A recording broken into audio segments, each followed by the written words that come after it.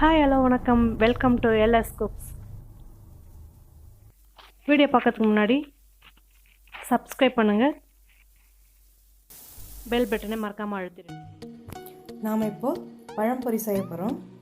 அதுக்கு ஒரு கப் மைதா மாவு எடுத்துக்கிறோம், 1 ஸ்பூன் அரிசி மாவு, 2 ஸ்பூன் சர்க்கரை, ஒரு அரை ஸ்பூன் உப்பு, 1/4 ஸ்பூனுக்கும் குறைவாக சமையல் சோடா. இது வேணான்னா நீங்கள் புளிக்காத இட்லி மாவு போட்டுக்கலாம். இது நான் இப்போது சமையல் சோடா போட்டு நல்லா கலந்து விட்டுக்கிறேன். நல்லா கலந்து விட்டுக்கணும். அதுக்கப்புறம் தான் கொஞ்சம் கொஞ்சமாக தண்ணி ஊற்றி தோசை மாவு பதத்துக்கு கலக்கணும். இப்போ கொஞ்சம் தண்ணி ஊற்றிருக்கேன். எல்லா பக்கமும் பரவுற மாதிரி கலந்து விட்டுக்கலாம்.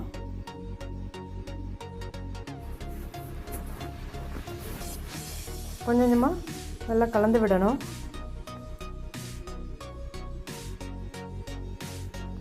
கட்டி இல்லாமல் முதல்ல கலந்துக்கணுங்க.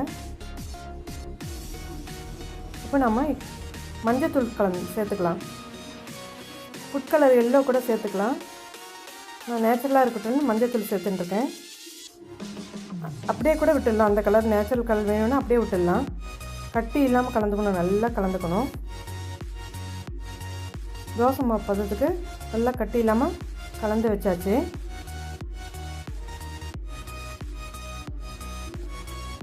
இது அப்படியே அரை மணி நேரம் மூடி வச்சிடலாம். மூடி வச்சப்புறம் அரை ஸ்பூன் ஏலக்காய் தூள் போட்டுக்கிறேன். வேணும்னா போட்டுக்கலாம், இல்லைன்னா வேண்டாம். இப்போது இதேமாதிரி கனிஞ்ச வாழைப்பழம், மேலே கருப்பாக இருக்குங்க, அந்த வாழைப்பழம் எடுத்து தோல் சீவி வேண்டிய சைஸில் கட் பண்ணிக்கலாம். எந்த அளவு வேணுமோ அந்த அளவில் கட் பண்ணி வச்சுக்கலாம். நான் 2 விதமாக கட் பண்ண போகிறேன். ஒன்று ரவுண்ட் ஷேப்பும், ஒன்று நீளமான ஷேப்பும் கட் பண்ண போகிறேன்.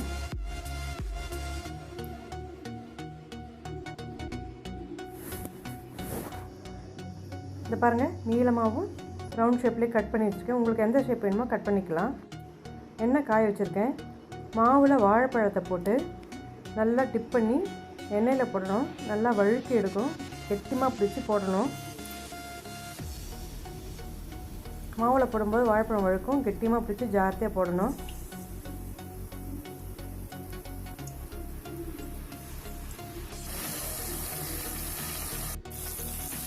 திருப்பி திருப்பி போட்டு நல்லா ப்ரௌன் கலர் வரும்போது எடுத்துடலாம். சாப்பிட்றதுக்கு ரொம்ப ருசியாக இருக்கும். ஈவினிங் ஸ்நாக்காக கூட வச்சுக்கலாம். கேரளாவில் இவங்க நிறைய தடவை செய்வாங்க, எல்லா பண்டிகைக்கும்.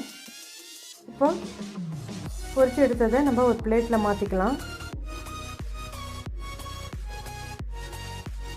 சுவையான பழம்பொரி தயார். எண்ணெய்க்கு பதிலாக நெய்யிலையும் வச்சு செய்யலாம், ரொம்ப ருசியாக இருக்கும்.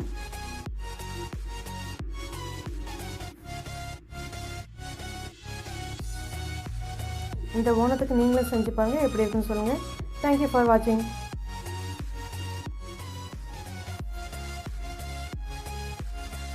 பிடிச்சிருந்தா லைக் பண்ணுங்கள், ஷேர் பண்ணுங்கள், கமெண்ட் பண்ணுங்கள், சப்ஸ்கிரைப் பண்ணுங்கள்.